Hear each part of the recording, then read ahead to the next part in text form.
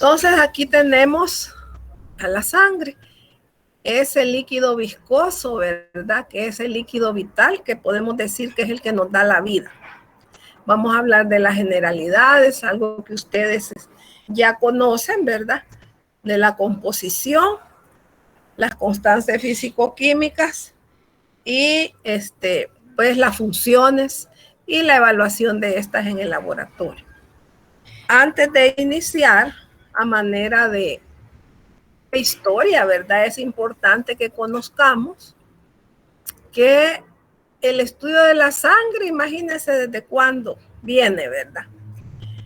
Pero hubieron unas personajes, ¿verdad? Científicos, que son los que primero, pues ellos trabajaron, por decir así, para llegar hasta donde ahora estamos, ¿verdad? Si ustedes pueden ver ahí en la diapositiva, ¿verdad? Tienen el precursor de lo que ahora es nuestro microscopio. Si ustedes se fijan, era un bien rudimentario, ¿verdad? Con un tornillo de enfoque, un lugar para colocar la muestra y un lente.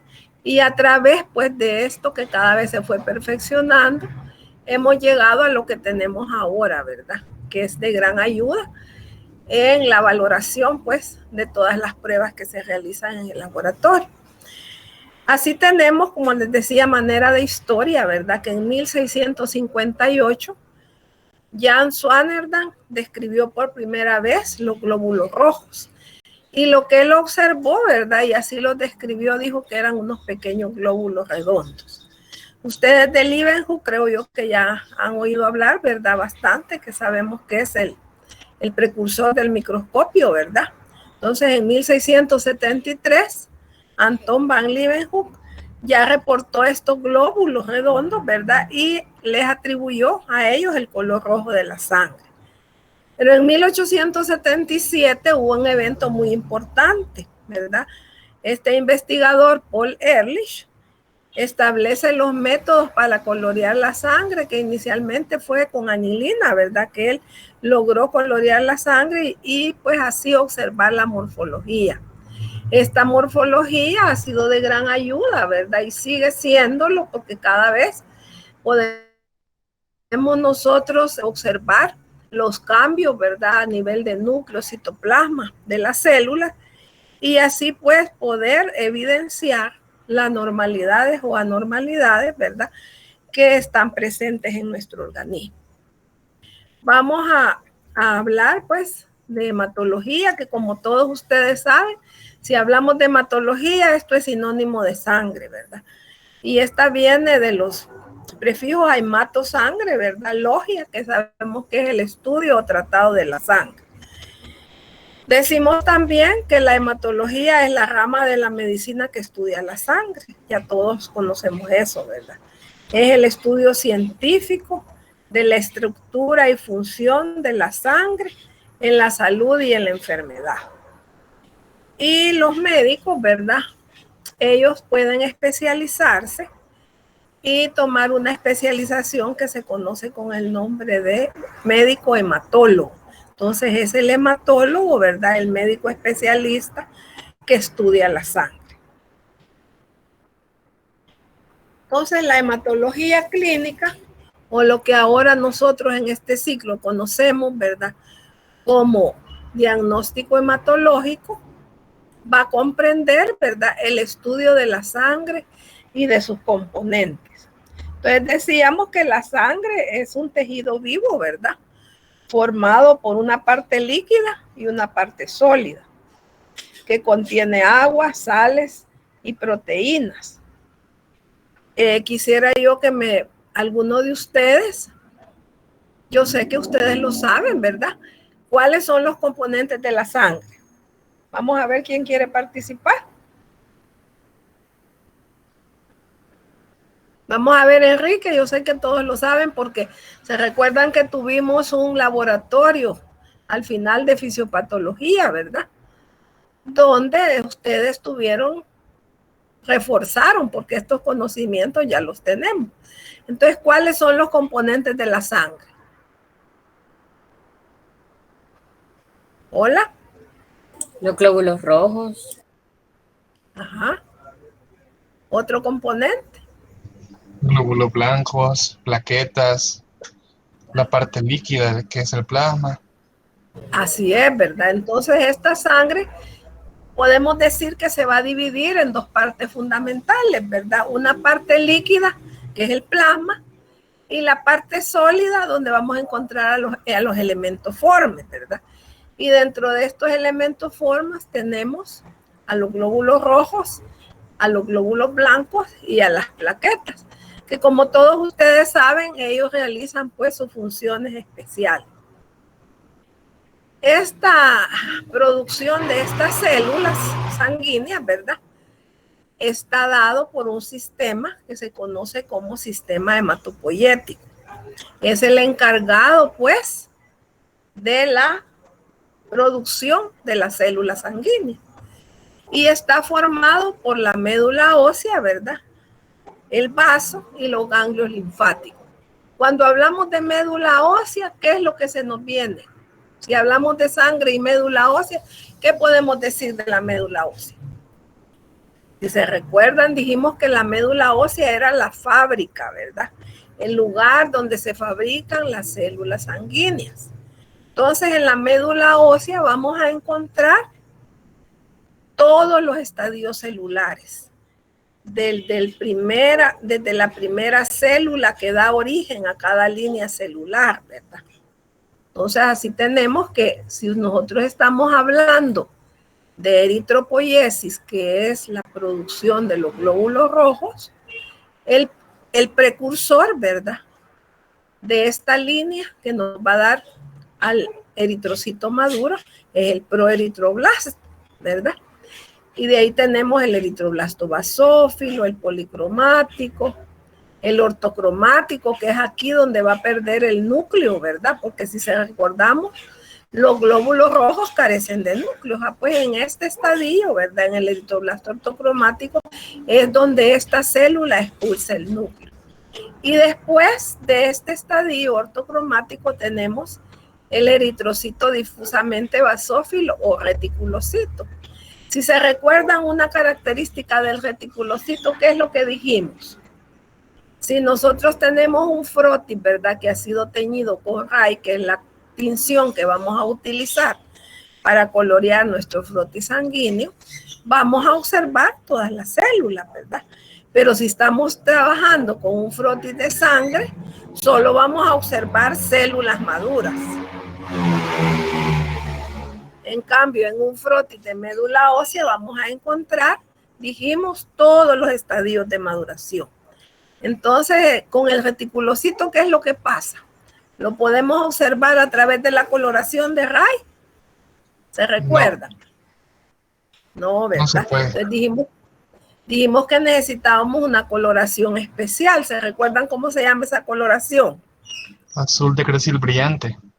Azul de cresil brillante. Entonces esa coloración azul de cresil brillante es la que nos va a servir para colorear los reticulocitos. Y después pues ya tenemos la célula madura, que es el glóbulo rojo, ¿verdad? O eritrocito o hematilla. Con todos esos nombres, pues si ustedes oyen un eritrocito, estamos hablando de glóbulo rojo.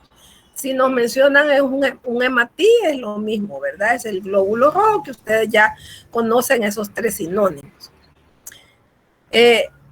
Tenemos también, ¿verdad?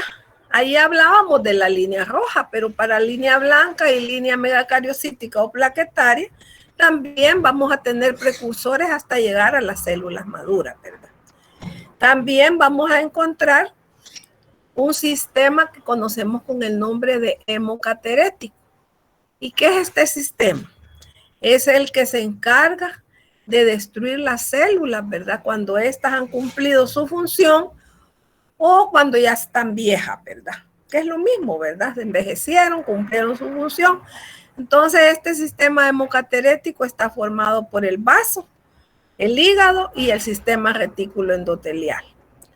Vamos a conocer también las diferentes patologías, ¿verdad?, que pueden descubrirse a través de la sangre. Entonces, ustedes van a ver que a lo largo del desarrollo del curso vamos a ver una gran cantidad de patologías, ¿verdad?, que son importantes que nosotros sepamos conocerlas y que sepamos hacer su diagnóstico. Pero hay dos patologías principales, son las anemias y las leucemias. Cuando hablamos de anemia, ¿a qué línea nos estamos refiriendo? ¿Cuál es la línea que va a estar afectada? ¿La línea roja, la línea blanca o la plaquetaria? La línea roja. Vamos a ver quién me dice que no sea rico. La línea roja. Así es, la línea roja, ¿verdad? Y si hablamos de leucemia, la línea blanca. ¿qué línea es la que está afectada? La línea blanca, o sea, los glóbulos blancos, ¿verdad? Si hablamos de anemias, es la línea roja, los glóbulos rojos, ¿verdad? Si hablamos de leucemias, es la línea blanca, o sea, nos estamos refiriendo a los glóbulos blancos. Entonces, las anemias pueden clasificarse, ¿verdad? Vamos a tener distintos tipos de anemia.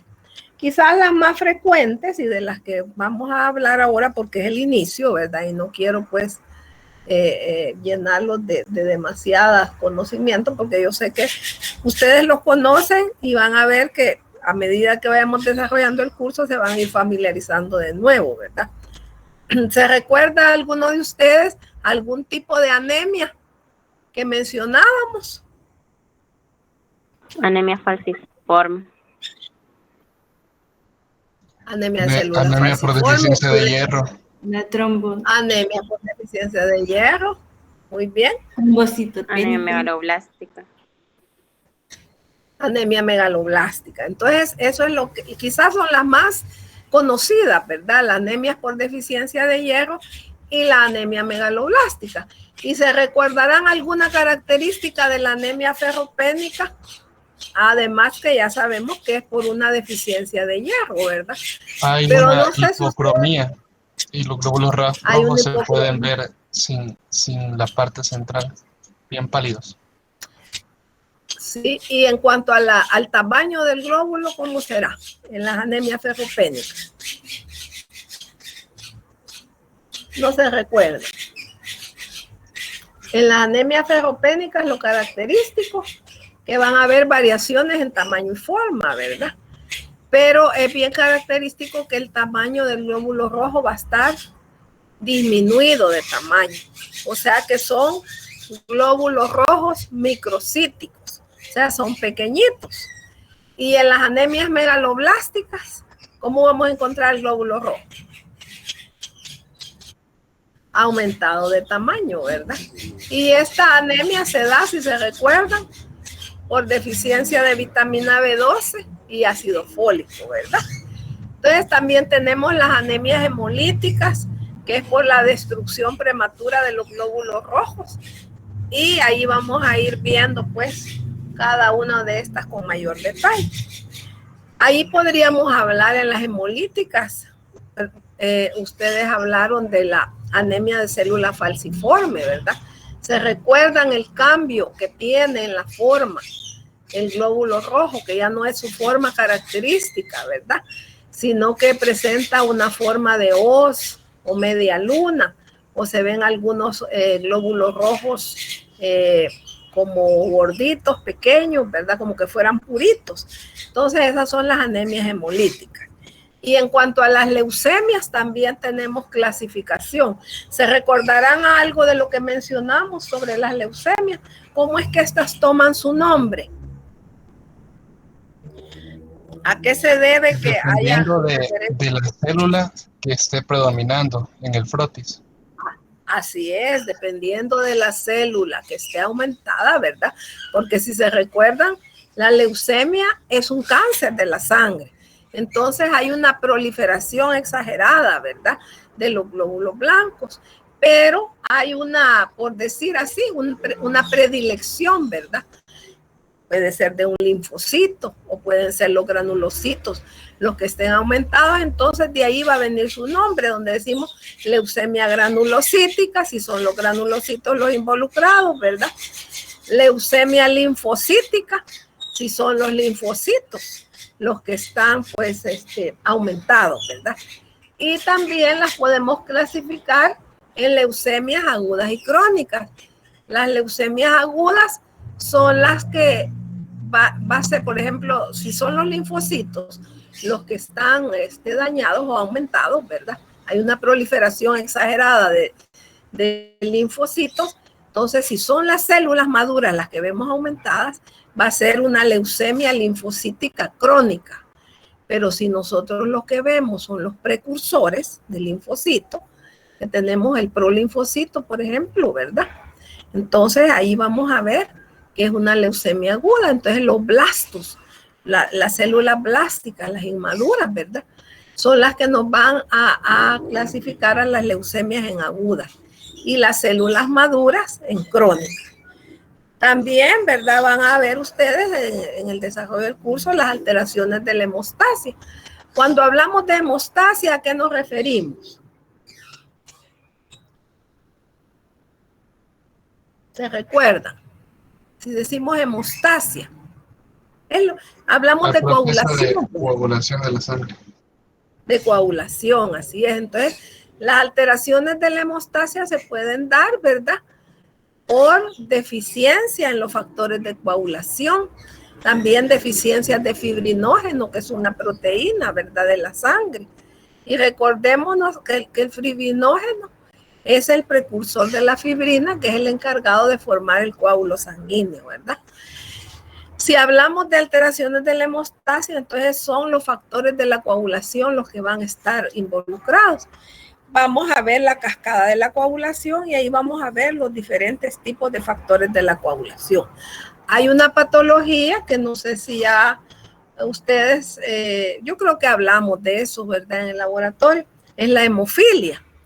Los pacientes hemofílicos, el daño está a nivel del factor 8, ¿verdad?, o factor 9 de la coagulación. Entonces, así, dependiendo del factor que esté alterado, ¿verdad? Entonces, ahí vamos a ver qué patología es la que está presentando.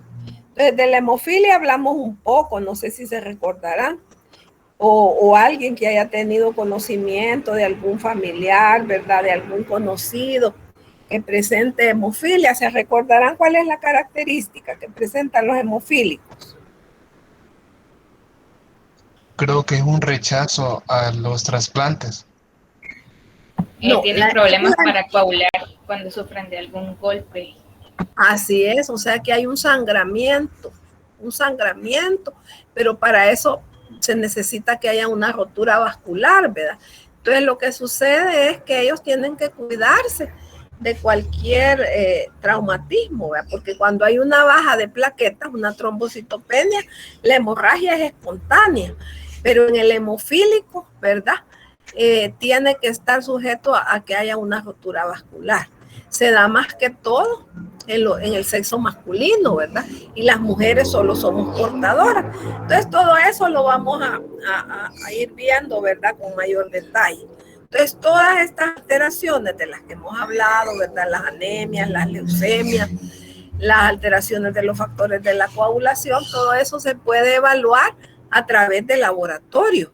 Entonces, existen pruebas, ¿verdad?, exámenes de laboratorio que nos van a indicar si estamos dentro de lo normal, ¿verdad?, o si hay alguna anormalidad que está ocasionando la patología.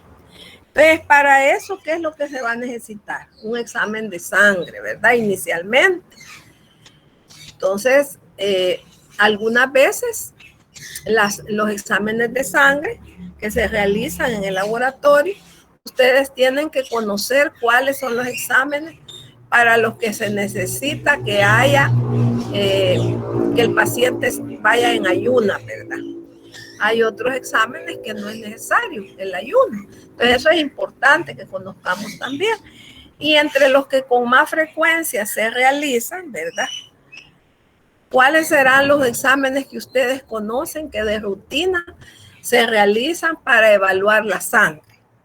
¿Cómo se llama? Completo. Un hemograma completo. ¿Y qué es lo que evalúa el hemograma completo? ¿Qué se recuerdan? Porque eso lo vimos también.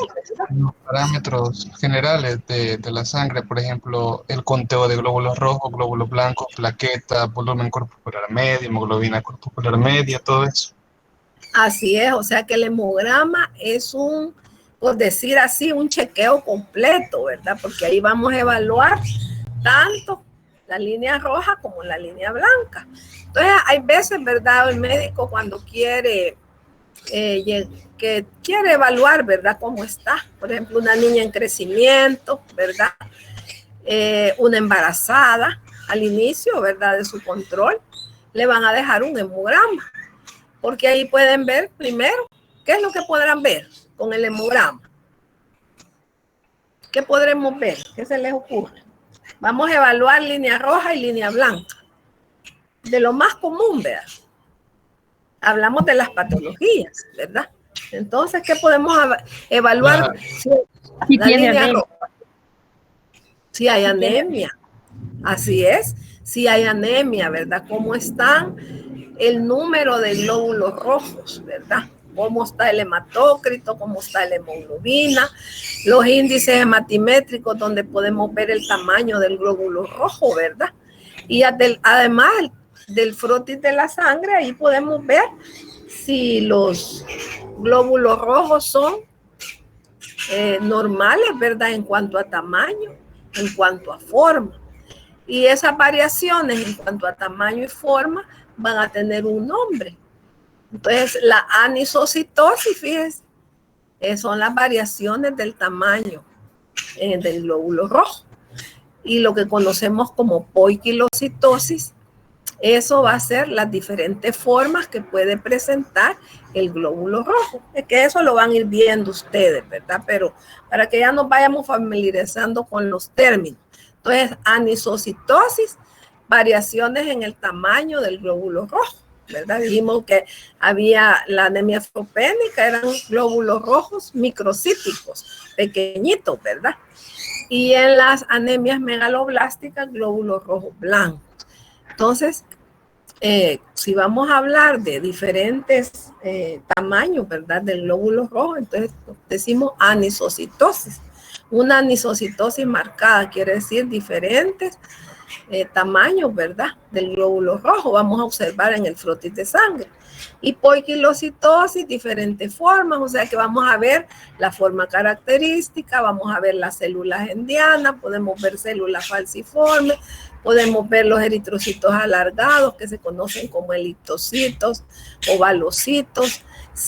Hay unos que tienen forma de lágrima que se llaman dacriocitos. Entonces hay diferentes, ¿verdad? Formas que pueden presentar los glóbulos rojos, que eso siempre está asociado a las anemias y dependiendo pues del porcentaje, ¿verdad? Podemos llegar pues a un diagnóstico. Pues aquí lo importante es, ¿verdad? Cuando les den la clase de toma de muestras, ahí les van a explicar con detalle, pues, cómo van ustedes a obtener la muestra de sangre, le van a explicar de la realización del frotis, pero yo he querido incluírselo porque es parte importante, ¿verdad? De ahí vamos a partir. Entonces, ustedes vienen, tomen su muestra de sangre al paciente, ¿verdad? Ya ustedes han seleccionado la vena, hacen una buena toma de muestra y tienen su tubito, ¿verdad? De hemólisis, o si han hecho con su Vacutainer o tubo al vacío, él ya trae la cantidad de anticoagulante adecuado, porque recordemos que hay muestras, ¿verdad? De sangre que necesitamos que contengan anticoagulantes y esa la vamos a conocer como sangre completa, sangre que ha sido mezclada con anticoagulantes. Pero ustedes recordarán que cuando van a hacer las valoraciones en química clínica, ¿verdad? Ahí lo que vamos a necesitar es el suero y vamos a dejar pues la sangre sin anticoagulante porque vamos a necesitar el suero, ¿verdad? Entonces aquí miren, ahí tenemos que de la muestrecita de sangre que hemos obtenido del paciente, que lo ideal, ¿verdad?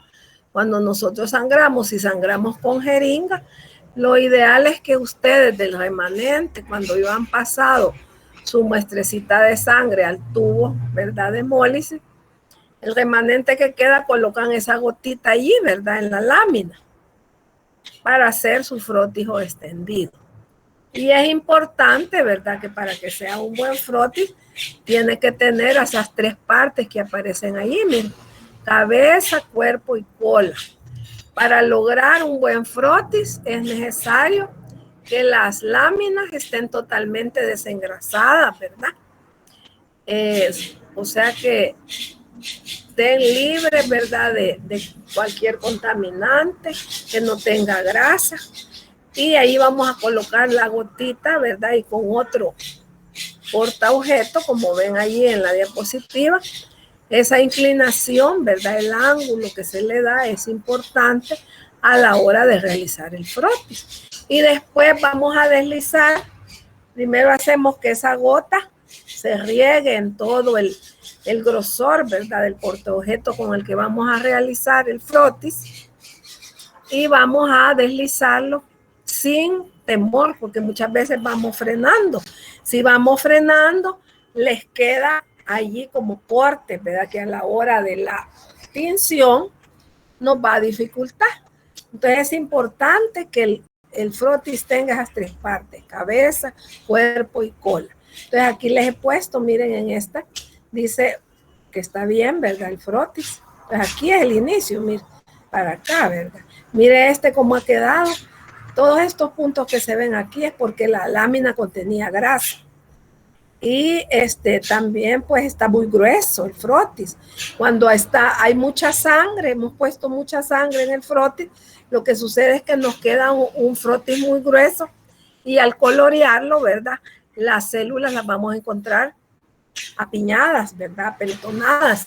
Y eso pues nos va a impedir que podamos identificarla.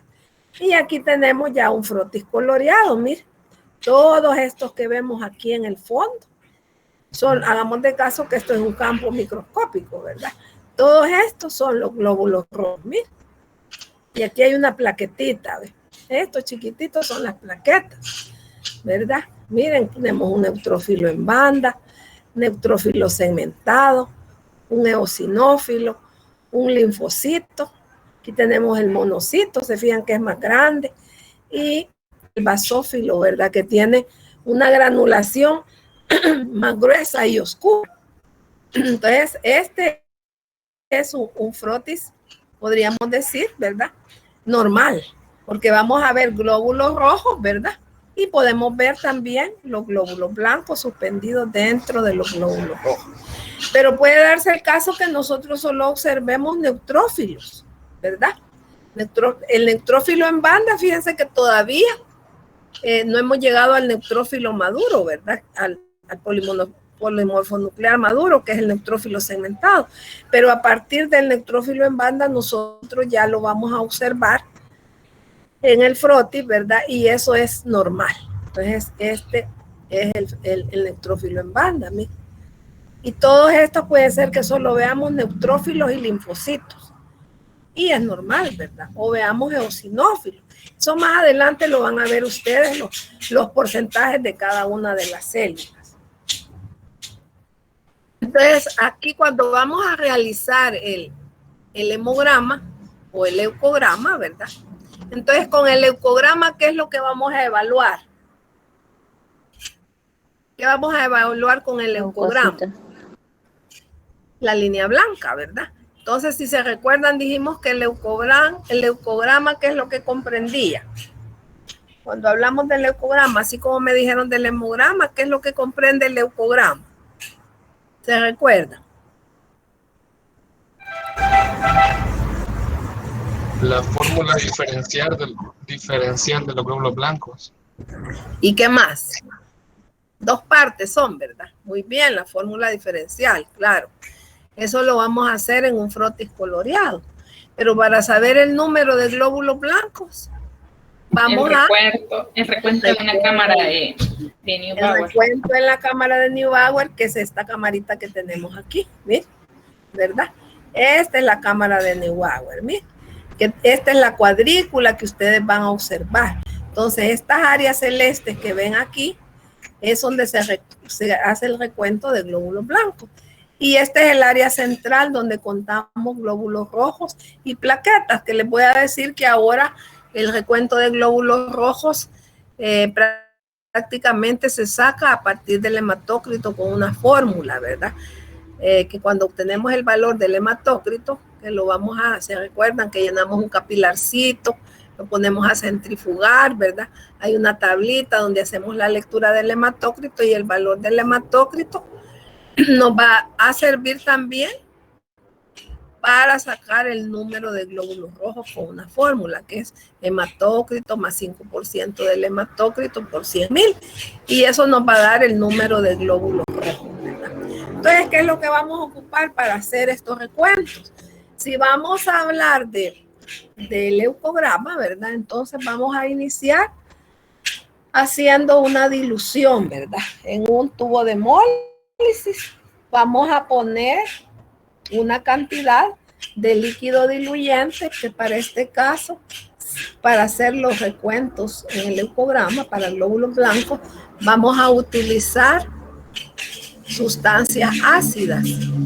La que nosotros utilizamos, ¿verdad? En el laboratorio, no estamos en la facultad, es el ácido acético. El ácido acético al 2%. Y también se puede utilizar el ácido clorhídrico. Entonces ahí ustedes hacen una dilución de su muestrecita de sangre, ¿verdad? Vamos a utilizar las pipetas automáticas para tomar la cantidad de sangre de la muestra, ¿verdad? Y la cantidad de líquido diluyente.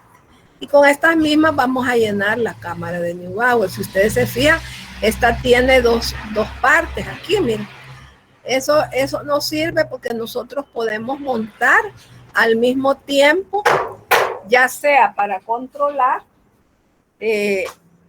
una misma muestra, para controlar, ¿verdad? Podemos poner 2 veces la misma muestra del paciente, ¿verdad?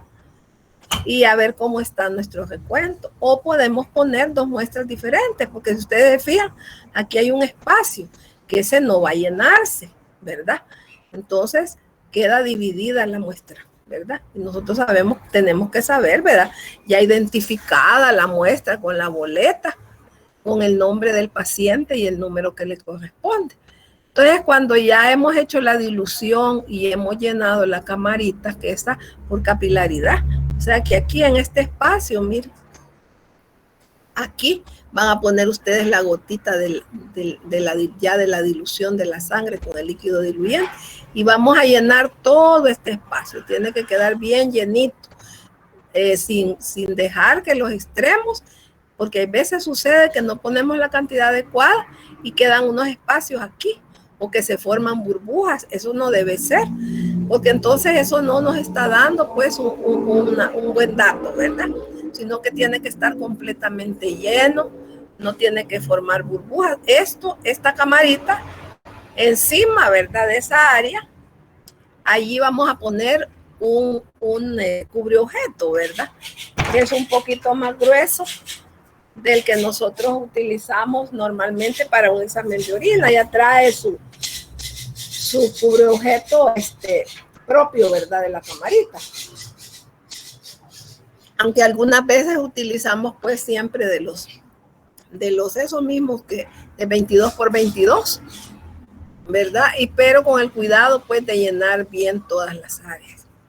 Ya después, ¿verdad? Que lo hemos llenado, nos vamos al microscopio y lo que vamos a enfocar es esto. Entonces les decía que este es el área de los blancos, ¿verdad? Estas 4 áreas que ven ustedes de celeste es el área de los blancos. Entonces para contar esto vamos a utilizar este aparatito, miren. Este se llama contómetro.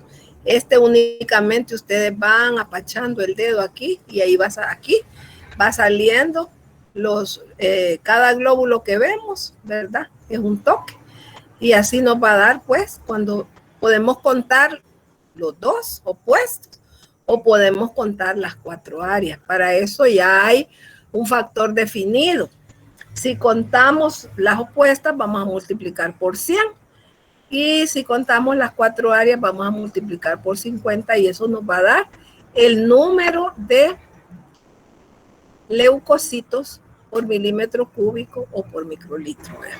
Y esto que ven ustedes aquí, también, mire, este se conoce con el nombre de piano. Y esto nos sirve para hacer lo que dijo su compañero, la fórmula diferencial. ¿Y cómo es que vamos a hacer esa fórmula diferencial? ustedes les dije yo que al mismo tiempo, ¿verdad? Que ustedes obtienen su muestra de sangre, van a hacer su frotis, lo van a dejar secar, ¿verdad?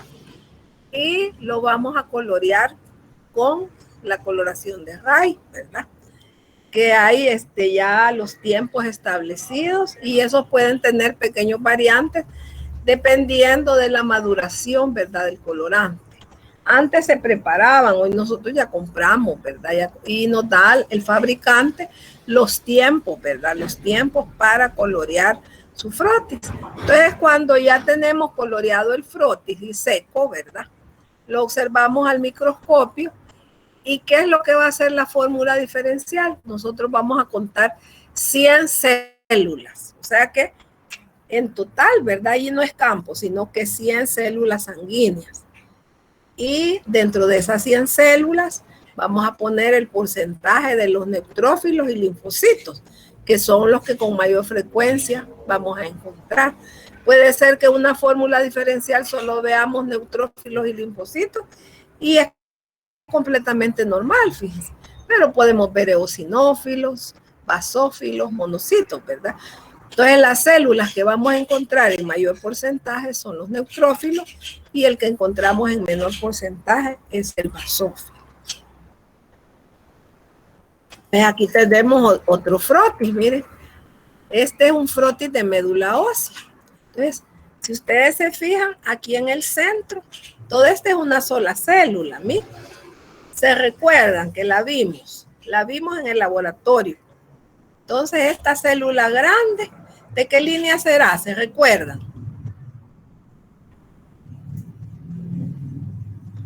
¿Se recuerdan si es de la línea roja, blanco, plaquetaria? O megacariocítica. ¿No se recuerdan? Bueno, esto es lo que conocemos con el nombre de megacariocito. Entonces, de este citoplasma se fragmenta y es el que va a dar origen a las plaquetas o trombocitos. Y estos son, miren, puede tener hasta 32 lóbulos superpuestos, que son los núcleos, ¿verdad? Que se van sobreponiendo los lóbulos unos encima de otros. Entonces es bien grande, miren, la célula. O sea que la línea megacariocítica, a medida que va madurando la célula, va aumentando de tamaño. Y en la línea roja y línea blanca, a medida que van madurando, estas van disminuyendo de tamaño. Entonces aquí podemos ver, miren, todos los estadios. Miren, aquí tenemos células inmaduras, ¿verdad? Todas estas ustedes la van a, las células maduras. Aquí hay una célula en banda, miren. Aquí hay una que conocemos como mielocito de la línea blanca. Aquí está un metamielocito de la línea blanca, un mielocito de la línea blanca. Entonces, todo eso lo van a aprender ustedes. Este es de la línea roja, miren. Entonces, así vamos a ir, ¿verdad? Van a tener su laboratorio de médula ósea con diapositivas donde ustedes van a aprender a diferenciar todos los estadios de maduración de las células sanguíneas, ¿verdad? Continuamos. Entonces, vamos a hablar, ya mencionamos bastante, ¿verdad? De las generalidades de la sangre, pero es importante, pues, que recordemos bien todo esto, ¿verdad? Entonces, dijimos que la sangre es un tejido. Y cuando nosotros pensamos en tejido, ¿qué es lo que pensamos? Si hablamos de tejido, ¿cómo van a estar las células? Porque el tejido está formado por células, ¿verdad? Si hablamos de un tejido, están formando por células. Entonces, su compañera nos dice aquí compacta, ¿verdad? Podemos decir que están unidas entre sí, ¿verdad? Y forman el tejido. Pero, ¿cuál es la diferencia con la sangre? La sangre también es considerado un tejido conectivo especializado, ¿verdad? Pero él tiene la característica, ¿verdad? Que de las células se encuentran libres, como vimos, ¿verdad? Y vimos lo que dijimos que íbamos a pensar que ese era un campo de microscopio, ¿verdad? Y vieron ustedes que en el fondo el mayor número eran glóbulos rojos, ¿verdad? Y disueltas entre sí están los glóbulos blancos. Entonces ahí las células se encuentran libres, ¿verdad? También decimos que es un líquido viscoso, ¿verdad? Que circula por los vasos sanguíneos. ¿Y cuáles son los vasos sanguíneos? Cuando hablamos de vasos sanguíneos, ¿a qué nos referimos? Venas, arterias, Las vasos venas y capilares. arterias. Así es, ¿verdad? Entonces, allí ustedes saben que va a circular, ¿verdad? La sangre por los vasos sanguíneos. Entonces podemos decir que la sangre transporta oxígeno y nutrientes. Ustedes saben, ¿verdad? Es la principal función. Transporte de oxígeno y nutrientes a todas las partes del cuerpo, ¿verdad? También transporta dióxido de carbono, materiales de desecho, ¿verdad? Y del sistema digestivo también, ¿verdad? A través de la sangre van a llevar nutrientes, ¿verdad? También nos sirve para luchar contra las infecciones. ¿Cuáles son los principales células sanguíneas que van a luchar contra las infecciones? Glóbulos blancos. Los glóbulos blancos, ¿verdad? Entonces también vamos a ver que transporta hormonas por todo el cuerpo, ¿verdad? Y ya dijimos pues que está formada por células sanguíneas que son elementos formes y el plasma, ¿verdad? Y que el plasma es la parte líquida que contiene nutrientes, hormonas, proteínas y productos de desecho, ¿verdad? Algo bien importante es que el color rojo de la sangre va a estar dado por la proteína de la sangre. ¿Cuál es esa proteína? Hemoglobina.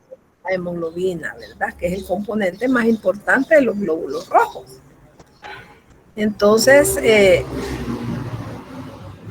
puede presentarse también anormalidades, ¿verdad? En el valor de la hemoglobina.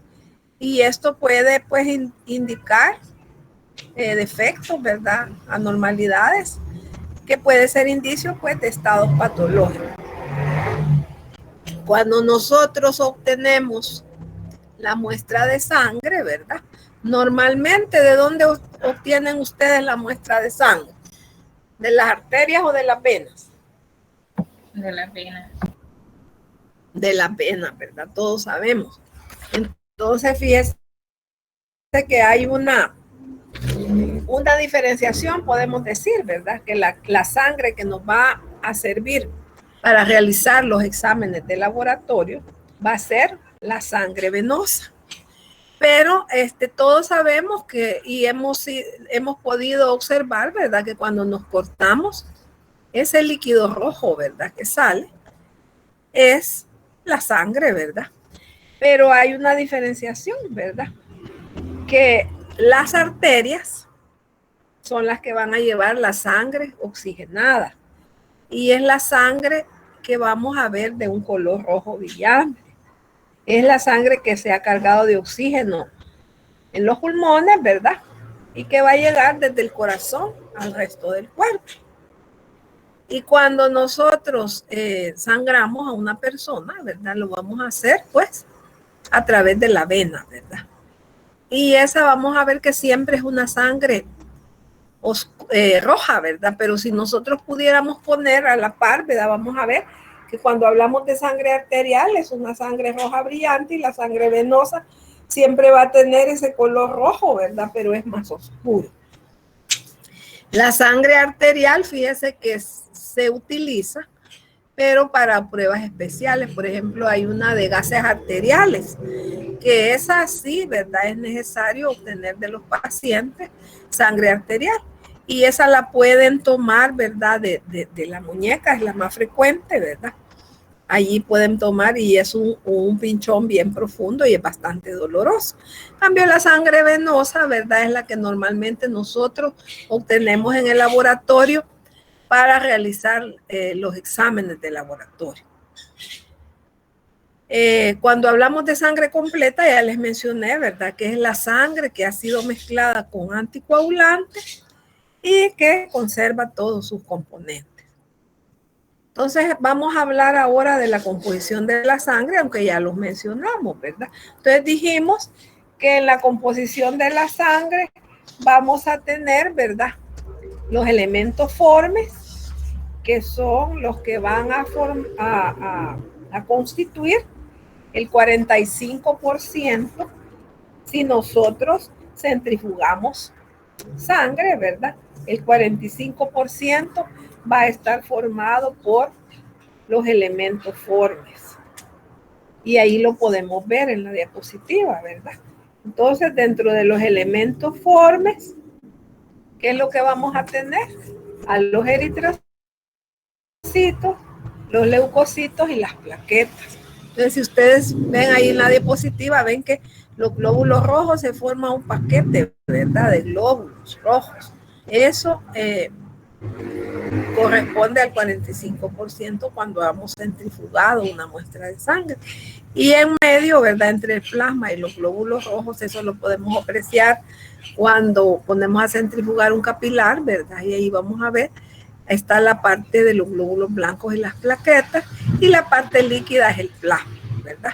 Entonces, el plasma es la parte líquida de la sangre, está formado por suero más fibrinógeno y le corresponde el 55% del 100% total de la sangre.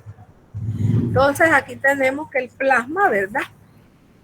Constituye el 55%, está formado de suero más fibrinógeno y está formado principalmente, ¿verdad? Este plasma, ustedes ven que hay una gran cantidad de agua, ¿verdad? El 91% está formado por agua y es el que tiene función de transportar, ¿verdad? Y tenemos también proteínas. Vamos a tener proteínas plasmáticas donde vamos a encontrar albúmina, ¿verdad? Globulinas y fibrinógeno. La albúmina, ¿verdad? Mantiene la presión osmótica. Es la que vamos a encontrar en mayor concentración, ¿verdad? O sea que el porcentaje más grande es albúmina. Y también vamos a encontrar globulinas. Y cuando estas globulinas se evalúan electroforéticamente, podemos ver, ¿verdad?, que tenemos globulinas alfa, globulinas beta y globulinas gamma, ¿verdad? Estas gamma globulinas se llaman también anticuerpos. Y en las globulinas alfa, fíjense, vamos a incluir también las lipoproteínas, donde dice lípidos, ¿verdad? Las lipoproteínas de alta densidad, que es el colesterol, el HDL, ¿verdad? Que son importantes en las grasas. También que sabemos que el HDL es el más conocido en la prevención de la formación de placas, ¿verdad? Manteniendo el transporte del colesterol dentro de la sangre.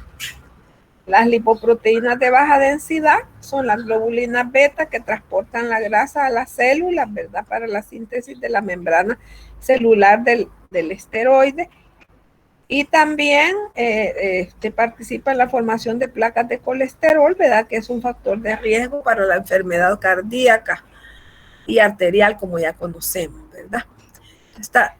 Y estas, como las clasificamos, ¿verdad? En globulinas alfa, beta y gamma, entonces dijimos que ellas realizan diferentes funciones, ¿verdad? El alfa se encarga del transporte, ¿verdad? De la bilirrubina, de los lípidos y los esteroides. La globulina beta del transporte del hierro y del cobre. Y la globulina gamma, que son los anticuerpos. También vamos a encontrar de las proteínas el fibrinógeno, ¿verdad? Que es el precursor de la fibrina y que es el encargado de formar el coágulo sanguíneo. Y vamos a encontrar otras sustancias que son importantes, ¿verdad? Las enzimas, y ahí vamos a ver que vamos a encontrar enzimas importantes para el diagnóstico hematológico, como la fosfatasa ácida, la fosfatasa alcalina, ¿verdad? Las hormonas producidas por las diferentes glándulas, vitaminas, electrolitos y sales minerales. También vamos a encontrar, ¿verdad? Como componentes del plasma, además de las proteínas y del agua, las proteínas del complemento, ¿verdad? Que esto forma un equipo importante de las proteínas del plasma. y están implicadas en las reacciones inmunes e inflamatorias. También las citoquinas, ¿verdad? Que son las que se encargan de transmitir las señales producidas por las células y participan también en la regulación de muchos procesos. Las hormonas, que ya sabemos, ¿verdad? Que son moléculas liberadas por órganos o células para actuar sobre otras, son producidas por la glándula, ¿verdad? Y entre los electrolitos tenemos, pues, como el ion más abundante, el sodio. También podemos encontrar sodio, potasio, ¿verdad? Y también podemos encontrar aminoácidos. Como componente del plasma, vamos a encontrar aminoácidos que son pilares fundamentales de la vida, ¿verdad? Porque el cuerpo humano utiliza aminoácidos para producir las proteínas.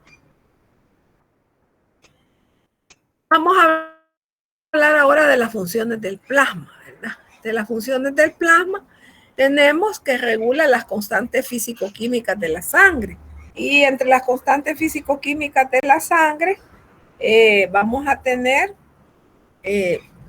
la viscosidad, la densidad, la presión osmótica, ¿verdad? El pH y la volemia. También ya vamos a hablar de cada una de ellas. También función del plasma sería el transporte de sustancias, ¿verdad? Nutrientes, de desechos, reguladoras, medicamentos. Entre las sustancias de desecho, ¿cuáles podríamos mencionar? El dióxido de carbono. ¿Cuál otro creen ustedes? El nitrógeno ureico, la creatinina, ¿verdad? Para evaluar, pues, la función renal. Los medicamentos se van también a través del plasma, ¿verdad? Los nutrientes y el transporte de calor. Vamos a hablar ahora de cada uno de los elementos formes. De esto ustedes ya saben bastante. Yo creo que ahí me van a ayudar ustedes, ¿verdad? Cada uno puede ir mencionando una característica, ¿verdad? Los eritrocitos, dijimos, son los mismos glóbulos rojos. También los podemos conocer con el nombre de hematíes, ¿verdad? Si hablamos de valores de referencia para ellos, estos dijimos que eran las células más abundantes, ¿verdad? De todas las células sanguíneas, porque es un valor, vamos a dar en millones. Entonces, estos pueden variar según la edad, ¿verdad? Según el sexo. Entonces, tenemos como valores de 4.5 a 5.5 millones por microlitro. Los leucocitos o glóbulos blancos, ¿verdad? Los valores de referencia de 5,000 a 10,000 leucocitos por microlitro. Si ustedes son acuciosos, ¿verdad? Y revisan bibliografía, van a ver que estos valores tienen pequeñas variaciones de acuerdo a la región de que estemos hablando. Por ejemplo, en México, ellos aceptan valores normales de leucocitos de 4,000 a 10,000 leucocitos, ¿verdad? Por microlitro. Y nosotros aquí en el país aceptamos valores de 5,000 a 10,000 leucocitos por microlitro. Estos leucocitos o glóbulos blancos, como ustedes ya se recordarán, los podemos dividir en dos grandes grupos, ¿verdad? En polimorfonucleares y en mononucleares. Y esta clasificación es ¿de acuerdo a qué es esta clasificación? De polimorfonucleares y mononucleares, ¿se recuerdan? A los núcleos. A la forma del núcleo, ¿verdad? Que presentan unos lóbulos, ¿se recuerdan? Los polimorfonucleares. Van a presentar lóbulos, ¿verdad? En los núcleos, y los mononucleares un solo núcleo. Y estos también, los leucocitos o glóbulos blancos pueden tener otra clasificación, ¿verdad? Por la presencia o ausencia de gránulos en su citoplasma. Entonces, los polimorfonucleares los conocemos también con el nombre de granulocitos, ¿verdad? Y los mononucleares a granulocitos. Y esto es porque los polimorfonucleares o granulocitos presentan gránulos en su citoplasma, ¿verdad? ¿verdad? Y tenemos a los trombocitos o plaquetas, ¿verdad? Donde vamos a tener como valores de referencia de 150.000 a 400.000 plaquetas por microlitro. Ya si nosotros tenemos valores abajo de 150.000, entonces podemos hablar de trombocitopenias. Las trombocitopenias pueden ser por procesos inmunológicos, ¿verdad? Puede ser a consecuencia de otra patología de base. Y si está arriba de los 400.000 plaquetas por microlitro, trombocitosis. Y con pequeñas variantes, algunos tienen desde 150.000 a 450.000, o sea que según el laboratorio con el que trabajemos, ellos dan sus rangos de referencia, ¿verdad? En una casa comercial del set con el que se esté trabajando. Pues aquí para que tengamos bien claro, ¿verdad? Cuando hablamos de elementos formes, son todos los glóbulos, ¿verdad? Ahí tenemos los glóbulos rojos, miren, ¿verdad? Y tenemos a los polimorfonucleares. Este es un linfocito, un neutrófilo, ¿verdad? Un eosinófilo, un monocito, el basófilo. Y todo esto que vemos aquí, todas estas chiquititas moraditas son las plaquetas o trombocitos, ¿verdad? Entonces, todas estas pueden estar aisladitas o pueden estar formando acúmulos, como vemos aquí, ¿verdad? Fíjense que cuando hacemos la diferenciación entre el neutrófilo y el eosinófilo, algunas veces nos cuesta un poco, ¿verdad? Al inicio, porque siempre se dice que el eosinófilo toma un tinte naranja la coloración, pero algunas veces no nos queda tan bien la coloración y ese tinte naranja no es tan visible, pero podemos hacer la diferenciación por el tamaño de los gránulos. Miren, el neutrófilo son puntiformes, en cambio los eosinófilos ya son pequeñas, como pequeñas pelotitas, ¿verdad? Ya vamos a ver otra diapositiva donde se vea mejor. Y el monocito, miren, es mucho más grande, ¿verdad? Y miren la forma del núcleo, ¿verdad? Y el basófilo, lo que decíamos, que tiene su granulación gruesa. Ahora el linfocito quizás es el que más fácilmente identificamos, porque tiene un solo núcleo y un escaso citoplasma de color azul, ¿verdad? Entonces vamos a hablar ahora de los eritrocitos, glóbulos rojos o hematíes. Aquí los tenemos, ¿sí? Estas que vemos aquí son plaquetitas, pues. Todas estas chiquititas son las plaquetas. Y todos estos que vemos aquí, ¿verdad? Son los glóbulos rojos. Ya lo dijimos que constituyen la mayor parte del volumen celular, ¿verdad? Tienen una forma característica, es una forma de disco aplanada, ¿verdad? Con una ligera depresión en el centro, ¿verdad? Ellos, como dijimos, contienen la hemoglobina, ¿verdad? Que es la proteína que transporta oxígeno. Y a ellos deben, pues, su color rojo cuando se carga de oxígeno en los pulmones. A medida que la sangre circula por el cuerpo, la hemoglobina va liberando oxígeno a las diferentes partes del cuerpo. Tienen una vida media de 120 días. Que si pensamos que el mes tiene 30 días, ¿verdad? Entonces serían 4 meses. Una vida media de 120 días, equivalente a 4 meses, ¿verdad? Carecen de núcleo, son anucleados, bicóncavos, como ya mencionamos, ¿verdad? Con esa depresión y palidez central. Y tienen un tamaño en el diámetro de 7 a 8 micras. Y la principal función es el transporte, ¿verdad?, de gases respiratorios. Cada día, ¿verdad?, el cuerpo fabrica nuevos glóbulos rojos para sustituir a los que mueren o salen del cuerpo. Y estos, pues, se fabrican en la médula ósea, ¿verdad? Ahora aquí tenemos los leucocitos. Y tenemos a los polimorfonucleares, miren. Estos que vemos aquí, miren, son los neutrófilos. Mire, este tiene 3 lóbulos, ¿verdad? Y este tiene 1, 2, 3, mire, 5 lóbulos que están unidos por delgados filamentos. Apenas podemos ver aquí, ¿verdad? Tiene la característica que los glóbulos, ¿verdad? En el citoplasma son de un color rosado a lila, ¿verdad? Y la granulación fina uniforme. Y ahora vemos aquí los eosinófilos. Miren, aquí podemos observar mejor la granulación. ¿Se fijan? La diferencia, ¿verdad? Son los gránulos más gruesos.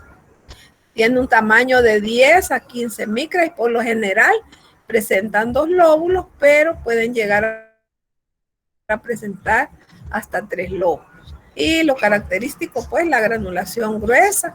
Y como yo les decía, que si tenemos suerte vamos a observar esa coloración naranja, ¿verdad? Y los basófilos, que tienen un tamaño de 8 a 12 micras, ¿verdad? Son escasos, dijimos que son los que vamos a encontrar en menor porcentaje en la fórmula diferencial, porque valores son de 0 a 1%. Y va a presentar de 1 a 2 lóbulos, que muchas veces esa misma granulación gruesa que ellos presentan, esa granulación oscura, como que son manchas de tinta, ¿verdad? Muchas veces nos impide ver, ¿verdad? El núcleo y los lóbulos. Entonces hoy vamos a los mononucleares. Entre los mononucleares tenemos a los monocitos, ¿verdad? Y a los linfocitos. Y cuando veamos la leucopoiesis o maduración de la línea blanca, vamos a ver también que vamos a incluir a los plasmocitos, o sea, las células plasmáticas dentro de los mononucleares, porque ellos también se originan del linfocito B, ¿verdad? Entonces, el monocito tiene la característica que presenta un núcleo arriñonado, ¿verdad?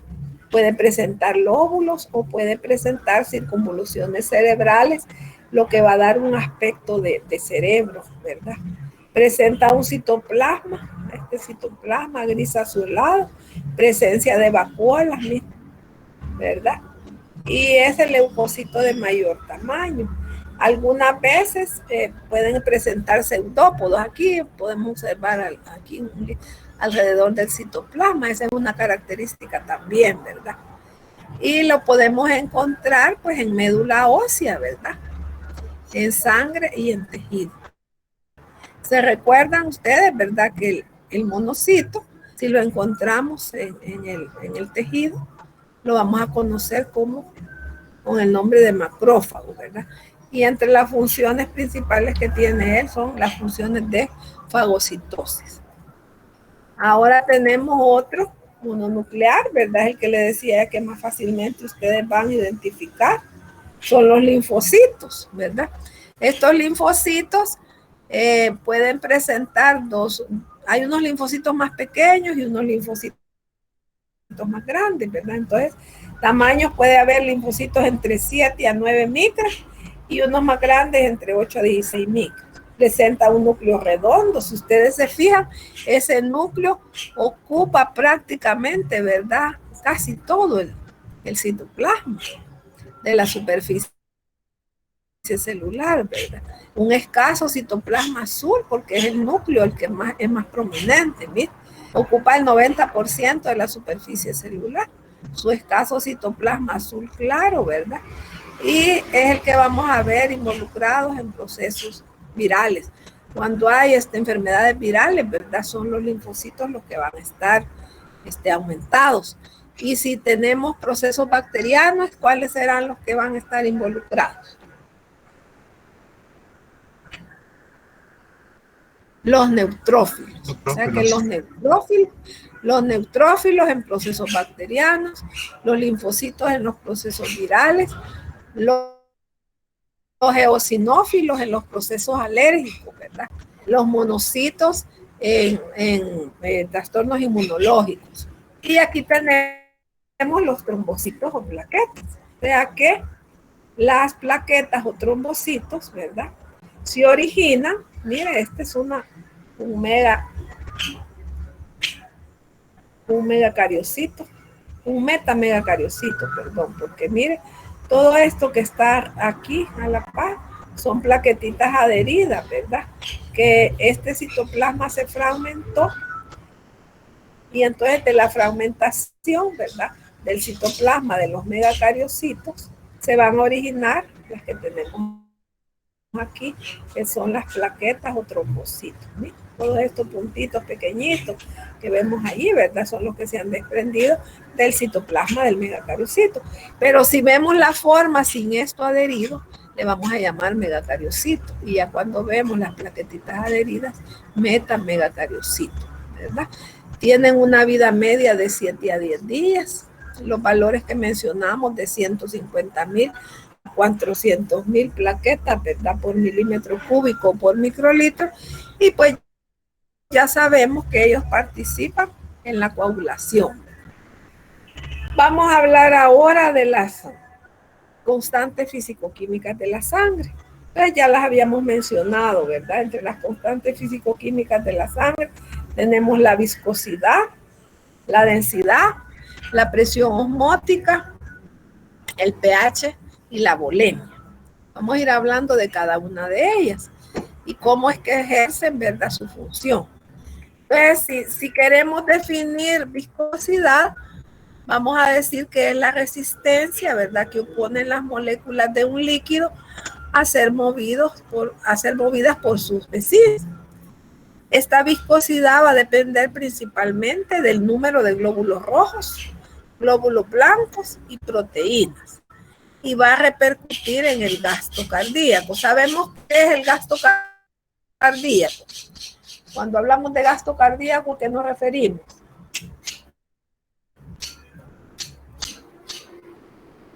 A la cantidad de palpitaciones o la cantidad de bombeo de sangre del corazón por minuto. Cantidad de sangre, ¿verdad?, que impulsa el corazón por un minuto. Y esto se mide en unidades de viscosidad, ¿verdad? Se dice que en el hombre, ¿verdad?, tenemos valores de 5 unidades de viscosidad y en el sexo femenino 4 unidades de viscosidad.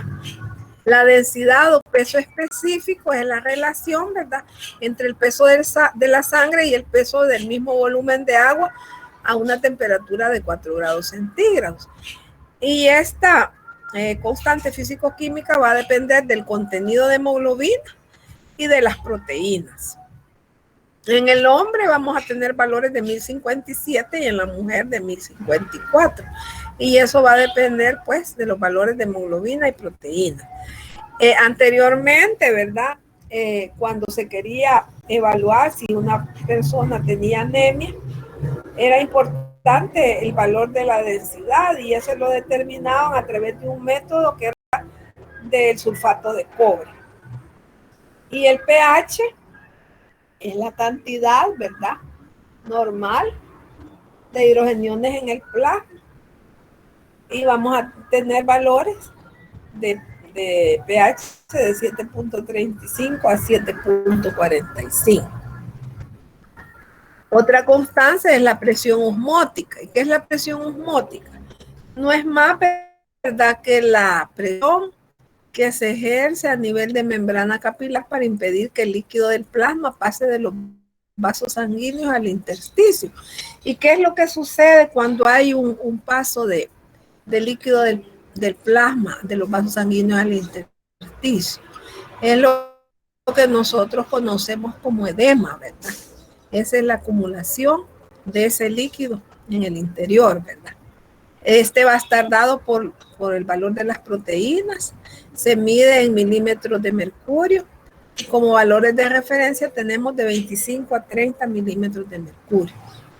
Pues vamos a hablar de la bulimia. ¿Qué es lo que es la bulimia? ¿Ya han oído hablar ustedes? ¿Ya conocen ese término? ¿Qué es la bulimia? Es el volumen sanguíneo. Así es, el volumen. Así es. Entonces la bulimia no es más que la cantidad de sangre, ¿verdad?, que nosotros tenemos. Y es la suma de la parte líquida más la parte sólida. Que si hablamos de la parte líquida, dijimos que era el plasma, ¿verdad? Y la parte sólida, los elementos formes, donde encontramos a los glóbulos rojos, los glóbulos blancos y las plaquetas, ¿verdad? Se dice que para un individuo, ¿verdad?, si nosotros queremos obtener el valor, o sea, la cantidad de sangre, ¿verdad?, de un individuo, La volemia va a corresponder al 7.7% del peso corporal. O sea que depende de lo que se puede presentar variaciones, ¿verdad? Depende de lo que nosotros, el peso nuestro, ¿verdad? También lo podemos sacar, ¿verdad? Aduciendo que son 77 mililitros, ¿verdad? Por kilogramo de peso. Entonces, aquí tenemos un pequeño ejercicio, ¿verdad? Que si una persona pesa 72 kilogramos, y ustedes pueden sacar su volemia, ¿verdad? Con sus valores de peso que tengan en kilogramos. O si lo tienen en libras, lo pasan a kilogramos y hacen pues la valoración ahí, ¿verdad? Aplicando la fórmula, así van a tener su valor de volemia. Entonces aquí dice que 77 mililitros, 1 kilogramo, ¿verdad? Como esta persona pesa 72 kilogramos, entonces vamos a tener 5.544 mililitros. Pero lo queremos en litros, lo dividimos entre 1.000, ¿verdad? Y tenemos el valor de 5.5 litros para una persona de 72 kilogramos. Pero entonces ya decíamos, ¿verdad? Que la volemia es la cantidad de sangre que nosotros tenemos como individuo, ¿verdad? Y a esta volemia pueden presentarse variaciones. Y así podemos tener hipervolemia, o sea que un aumento de la volemia, ¿verdad? O hipovolemia, una disminución del volumen sanguíneo. Cuando hablamos de hipervolemia, vamos a hablar de policitemia. ¿Se recuerdan ustedes si han oído ese término de policitemia?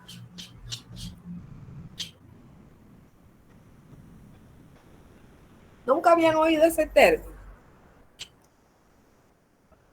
Pues entonces la policitemia es cuando tenemos mayor número de glóbulos rojos.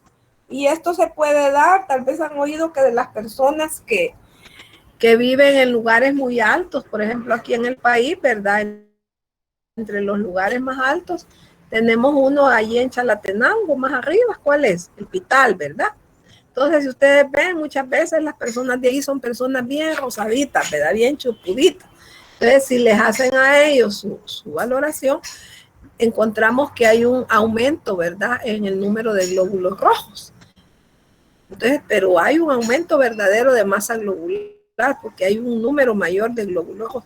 Eso es lo que se conoce con el nombre de policitemia y se dice pues que el paciente está presentando una hipervolemia. Pero puede darse el caso también, ¿verdad? Que haya una disminución del volumen sanguíneo. Y eso esté condicionado a que hay un aumento de la masa globular. Pero esto puede ser también solo un aumento relativo porque ha habido una pérdida de líquidos.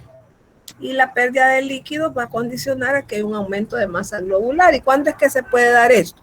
En caso de unos pacientes que hayan dado unas quemaduras extensas, ¿verdad? También cuando hay diarreas, ¿verdad? Diarreas profusas. Entonces eso puede condicionar, ¿verdad? O sea, hay una disminución del volumen sanguíneo por pérdida de líquidos y para compensar, ¿verdad? Hay un aumento de masa globular, pero se dice que es un aumento relativo porque eso es transitorio, ¿verdad? También puede darse el caso que haya una disminución de los glóbulos rojos porque no haya formación de las células sanguíneas. Y eso es lo que nosotros conocemos con el nombre de aplasia medular. Aplasia medular es que la médula, ¿verdad?, no está produciendo las células sanguíneas y eso se va a manifestar con una anemia, ¿verdad? Entonces, si no hay producción de las células sanguíneas, hay una disminución de la masa globular. En el embarazo, fíjense que se da también una ligera disminución fisiológica, ¿verdad?, de la concentración por aumento del volumen plasmático, o sea, por el peso, ¿verdad?, por el espacio que está ocupando el niño. Vamos a hablar de las funciones de la sangre. Y yo creo que estas todas las conocemos, ¿verdad? Entonces, si hablamos de funciones respiratorias, ¿Cuál es la función que va a realizar la sangre? Que ya lo mencionaron ustedes y lo mencioné yo también, ¿verdad? Que es la principal función. Esa función la sangre la realiza a través de qué células sanguíneas. De los glóbulos rojos con el transporte de los glóbulos rojos, ¿verdad? Entonces el transporte de oxígeno y CO2, ¿verdad? Va a realizar también función de nutrición, ¿verdad? Funciones excretoras. Cuando hay excreción, como dijimos, de ciertas sustancias, como el nitrógeno ureico, la creatinina, ¿verdad? El mantenimiento del equilibrio ácido básico, la regulación del balance hídrico, la regulación de la temperatura corporal, ¿verdad? Las funciones de defensa que realizan los glóbulos blancos, ¿verdad? Y la regulación del metabolismo a través de enzimas y hormonas. Si todo esto está en un constante funcionamiento y todo en funcionamiento óptimo, vamos a obtener, ¿verdad?, lo que conocemos como homeostasis, que es un equilibrio de todas las funciones de nuestro organismo. Entonces aquí también yo les he puesto, ¿verdad?, para que recuerden que ya lo saben, ¿verdad?, como funciones de la sangre, el transporte de oxígeno de los pulmones a los tejidos, de CO2 desde los tejidos a los pulmones, transporte de nutrientes, ¿verdad?, donde hablábamos de las funciones de nutrición. Entonces, transporte de nutrientes hacia los tejidos, transportes de sustancias de desecho, ¿verdad?, productos del metabolismo a los órganos excretores, donde menciona en los pacientes renales, ¿qué es lo que sucede, ¿verdad? Que no hay excreción de esas sustancias de desecho, no hay excreción de nitrógeno ureico y creatinina, y se recuerda que hablamos de la azoemia, que hay una intoxicación, ¿verdad?, del organismo, y por eso es que le hacen diálisis para eliminar esos productos de transporte de hormonas, ¿verdad?, desde los sitios de la producción hacia sus sitios de acción, transportes de medicamentos, o sea que a través de la sangre, ahí van todas las vitaminas, ¿verdad?, los antibióticos, cualquier tipo de medicamento que nos dejen, ¿verdad? Hay veces nos dejan a los niños sobre todo, ¿verdad?, algunos medicamentos para el crecimiento, para estimular el apetito. Entonces todo eso va a través de la sangre. También la sangre, ¿verdad?, realiza un rol fundamental en los mecanismos inmunitarios, sabemos, en la defensa a través de los glóbulos blancos con la fagocitosis, ¿verdad? Mantenimiento del equilibrio ácido básico del organismo, ¿verdad? También desencadena fenómenos de hemostasia para evitar las pérdidas sanguíneas. O sea que dijimos, ¿verdad?, que la coagulación, si ustedes se dan un traumatismo, ¿verdad?, o un corte, sabemos pues que hay una pérdida de sangre. Y que si nuestras plaquetas están funcionando bien, lo que hacemos, ¿verdad?, es que nos lavamos, nos hacemos presión y vemos que al término pues de unos minutos se ha formado ahí ese tapón plaquetario, ¿verdad?, donde se da pues la coagulación. Entonces todas esas funciones de la sangre, el transporte de calor también, ¿verdad?, es otra función de la sangre. Y ustedes pueden investigar más para que cuando nos toque pues discutirlo en la actividad grupal, ¿verdad?, que vamos a tener de todo esto, ahí podemos ampliarnos más. Entonces, esto es todo lo que les traía yo, ¿verdad?, sobre la sangre. No sé si tienen alguna consulta antes de finalizar. Son conocimientos básicos que ustedes ya los traen, ¿verdad?, que ya los tienen y que muchas veces les da temor expresarlos, pero yo sé que lo saben, porque esto lo conocemos desde nuestros primeros años, ¿verdad? ¿Quién no ha visto la sangre? ¿Quién no sabe que son los glóbulos rojos los encargados de la oxigenación, ¿verdad? Sabemos que los glóbulos blancos participan en la defensa. Tal vez lo nuevo que van a conocer ustedes es cómo hacer, ¿verdad?, las evaluaciones de las diferentes exámenes de laboratorio, ¿verdad?, que los vamos a ir conociendo poco a poco. Entonces, recordemos, el hemograma, quisiera que me dijera alguien, el hemograma, qué es lo que comprende, pero no el que habló, sino que otra persona, otro de sus compañeros. ¿Qué es lo que comprende el hemograma? ¿Qué es lo que vamos a valorar con el hemograma? Hola.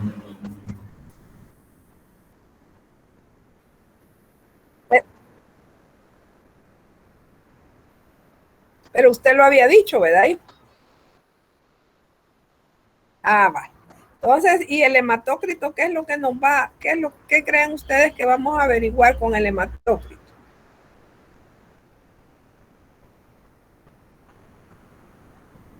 Ahí vamos a poder saber cómo están nuestros glóbulos rojos, ¿verdad? Con hematócrito, hemoglobina, para ver si hay anemia. Y nos ayuda, pues, saber el número de glóbulos rojos que lo vamos a tener a partir del hematócrito, ¿verdad? Saber los valores de hemoglobina, que la hemoglobina es la tercera parte del hematócrito, fíjense, aunque ustedes tienen que hacer la determinación, porque digamos que nosotros tenemos un 39 de hematócrito, ¿verdad? Entonces tenemos que andar teniendo de hemoglobina alrededor del 13%, pero para eso nosotros lo vamos a trabajar en el laboratorio, ¿verdad?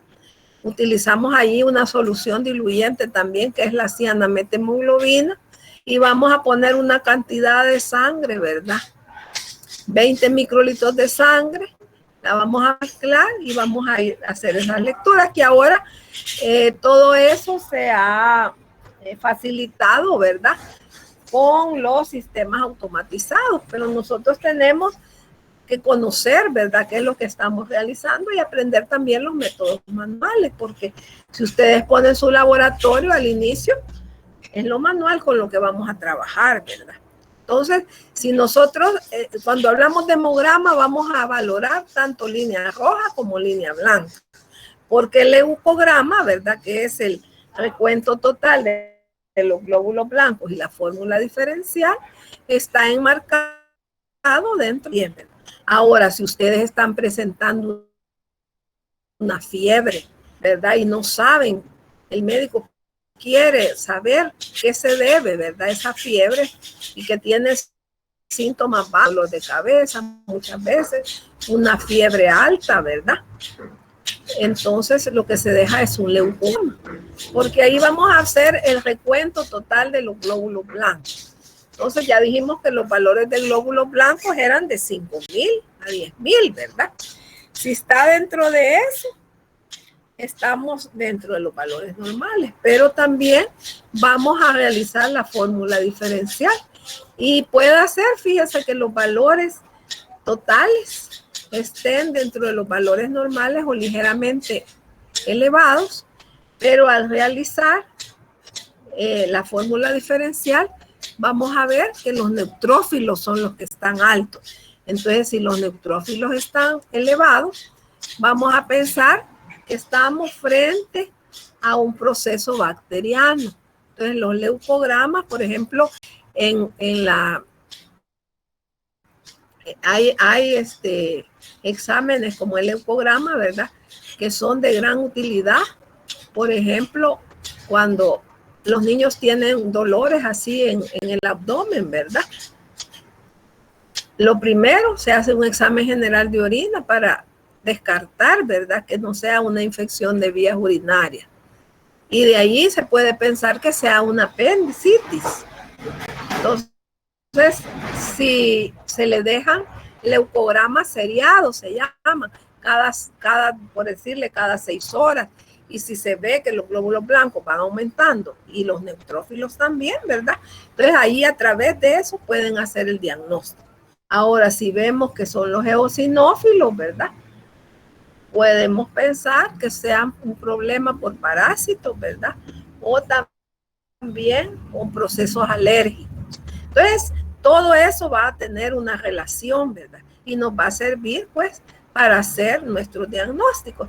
Y vamos a ir conociendo también, ¿verdad?, otros exámenes, como ejemplo, los recuentos plaquetarios, ¿verdad?, también la electroforesis de la hemoglobina, de las proteínas, y ahí se van viendo anormalidades en la hemoglobina, ¿verdad? Las hemoglobinopatías, por ejemplo, la hemoglobina S que ustedes mencionaron, que es la anemia de células falciformes, está catalogado dentro de una hemoglobinopatía. También tenemos las talasemias, cuando hay supresión, ya sea de la cadena beta de globina, entonces eso se conoce como talasemia beta. Entonces todo eso, ¿verdad? Van a ver ustedes en el desarrollo del curso. Si es que no sé si tienen alguna otra consulta, alguna duda que tengan, o está todo bien. Yo tenía una pregunta, ¿Sí? licenciada, pero que hable la compañera primero. Vale.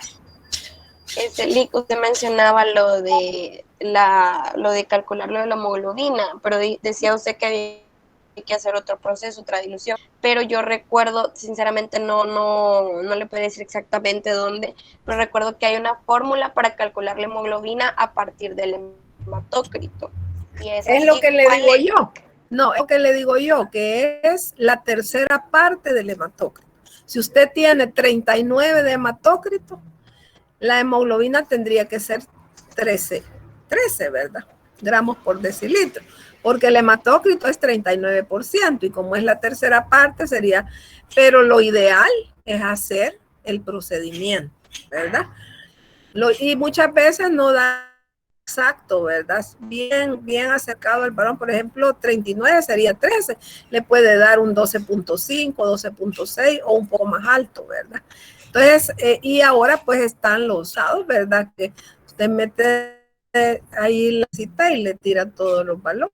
Pero nosotros en el laboratorio les enseñábamos, ¿verdad? Hacer la dilución con el líquido diluyente, que es la cianamethemoglobina, y poníamos también 5 mililitros, ¿verdad? De cianamethemoglobina y ponía 2.5, perdón, y poníamos también 10 microlitros de sangre porque hacíamos el micrométodo y después se va a una lectura en el aparato y hay un factor, ¿verdad? Para obtener el valor de la hemoglobina, que ese factor se lo va a dar la casa comercial con la que usted esté trabajando según el set reactivo, ¿verdad? Que haya comprado, según la casa comercial. ¿Quién más me decía? Bueno, gracias, Lick. Sí, ¿cuál otra consulta tenía? Yo quería saber cuál es el mínimo de volemia que una persona puede soportar. Esto me refiero a que puede soportar antes de colapsar, por ejemplo, en una donación. ¿Cómo saber si la persona puede donar 500 mililitros o 1 litro y que no colapse? ¿Se acuerda usted de que, no sé si ha tenido usted la experiencia de donar o si ha sabido de alguien que le piden el peso y el peso que piden mínimo es el 100, que pese 100 libras? 100 libras. Entonces, 100 libras, 100, en kilogramos, ¿cuánto sería? Vamos a ver. Sería 100. Tengo que, porque 2.2 libras es por kilogramo. Entonces sería 100 entre 2.2. Vamos a hacer 45 kilogramos. 45 kilogramos más o menos. Ajá. Va, entonces ahí hagamos la relación con la formulita que tenemos.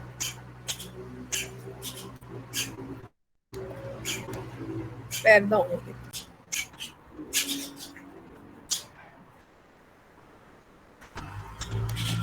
Entonces dijimos, para que lo haga usted, le voy a poner aquí la forma. ¿Sí?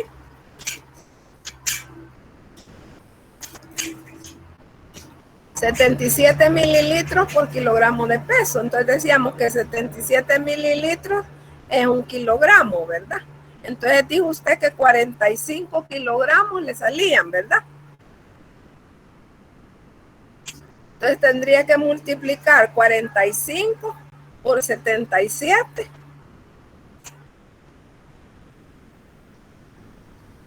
No sé si tiene ahí para hacer el cálculo. Quiero ver aquí. 45. Es 3.465. Ajá, esos son mililitros, ¿verdad? Eso lo va a dividir entre 1000. Entonces saldría 3.4 litros, ¿verdad?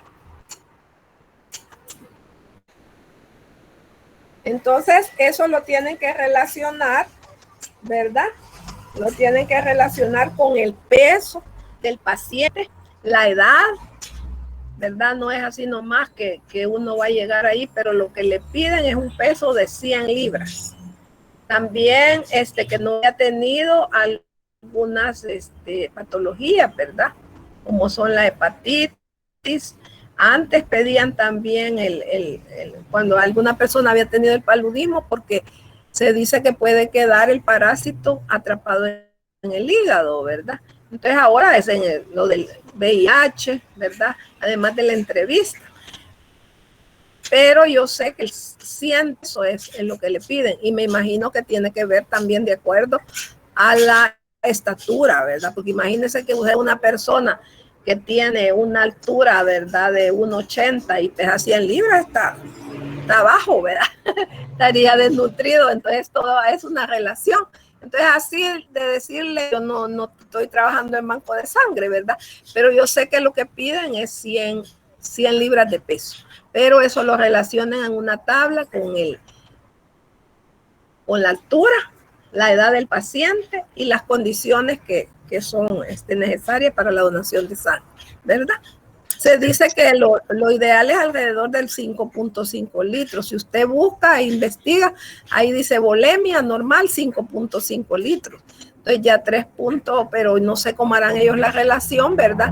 Le digo yo, de acuerdo a la altura del paciente, la edad, ¿verdad? Y las condiciones que presenten.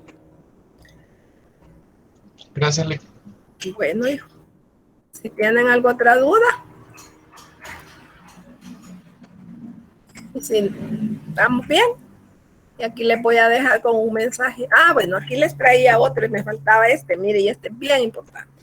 Aquí les he traído yo, digamos que es un campo microscópico, ¿verdad? Y ahí pueden ustedes ver, porque es importante, hijitos, que vayan ustedes familiarizándose con las células sanguíneas. Este es un frotis que está bien bonito, ¿verdad? Pero ustedes van a ver que los glóbulos pueden presentar variaciones, ¿verdad? Que los linfocitos no siempre están bien redonditos. Fíjense que este es un linfocito, mire. Y este es un linfocito también, miren, es un linfocito grande. Este es un neutrófilo segmentado, ¿verdad? Los dos son neutrófilos. Aquí está un eosinófilo, aquí tenemos un monocito, miren, aquí tiene se pueden apreciar bien, mejor los eutópodos, ¿verdad? Y recordemos que dijimos que también tenía vacuolas en su citoplasma. Cuando les dé la clase de polimorfos nucleares, yo ahí les paso una diapositiva con las diferentes formas que pueden presentar. Pero si ustedes pueden, ¿verdad? Pueden ir formando.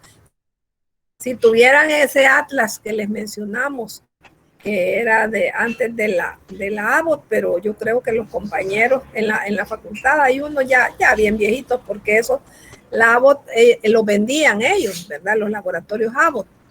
Y allí pues se ven las diferentes formas que pueden presentar las células sanguíneas, ¿verdad? Las variaciones que pueden presentar para que ustedes se vayan familiarizando.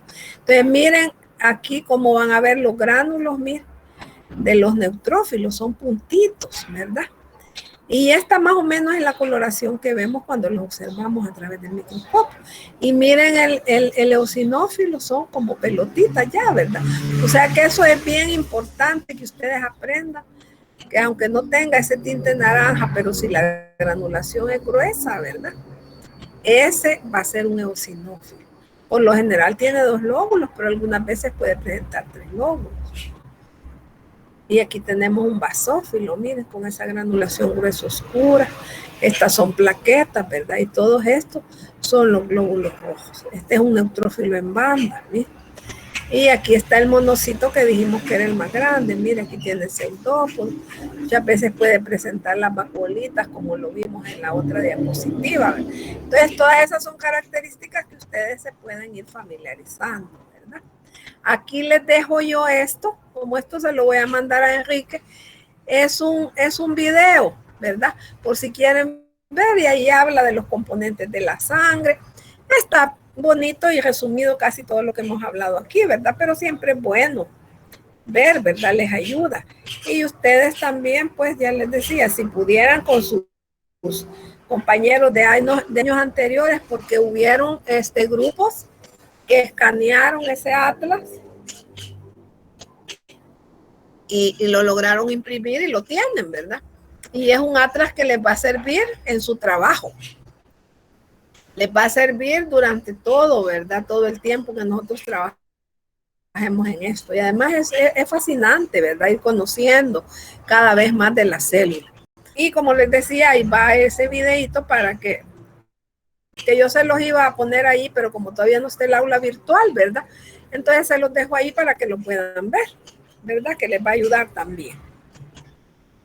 Entonces aquí estamos, estas son las celulitas, ¿verdad? Con las que vamos a estar trabajando todo este ciclo. Los glóbulos rojos, ¿verdad? Y los glóbulos blancos, polimorfolares y mononucleares. Y aquí les dejo, pues siempre me gusta poner algo, ¿verdad? Al final. Y me gusta este pensamiento. Dice que el éxito no es un accidente. A veces dicen, ay, que esa gente, pura casualidad. No, no es así, ¿verdad? Es trabajo duro, perseverancia, aprendizaje, estudio, sacrificio y sobre todo amar lo que estás haciendo. Yo siento que eso es bien importante. Cuando nosotros estamos contentos, ¿verdad? Con lo que hacemos y tenemos esa motivación, eso nos ayuda a que cada vez conozcamos más, ¿verdad? De lo que estamos haciendo y trabajamos con alegría y con entusiasmo. Bueno, entonces hasta aquí, ¿verdad? Y ahí vamos a seguir, pues, viéndonos, oyéndonos, ¿verdad? Durante todo este ciclo. Me alegra mucho estar trabajando nuevamente con ustedes, ¿verdad? Y como todavía no ha dado los grupos la licenciada, porque parece que hasta hoy como que tenía ya la inscripción total, ¿verdad? No sabemos pues cómo vamos a quedar en los grupos, pero para mí es una alegría trabajar con cada uno de ustedes, ¿verdad?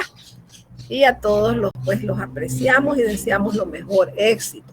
Ustedes ya están a un paso de culminar, ya un cuarto año, imagínense, el otro ciclo, ¿verdad?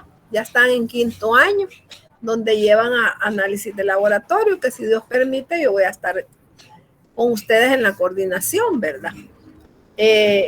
Entonces yo siento que este ciclo es importante para ustedes y tienen que estar bien motivados, ¿verdad? Y también poner ustedes de su parte para, yo sé que les está tocando una situación difícil, ¿verdad? Más que otros años, y que también pues ya el otro ciclo les toca ir al hospital. Pero hay que hacer el mayor esfuerzo, ¿verdad? Para obtener pues los mejores resultados. Así es que eso sería todo por esta tarde. Me alegró verlos nuevamente, aunque sea en la fotito ahí, ustedes me pudieron ver un momentito ahí, ¿verdad? Para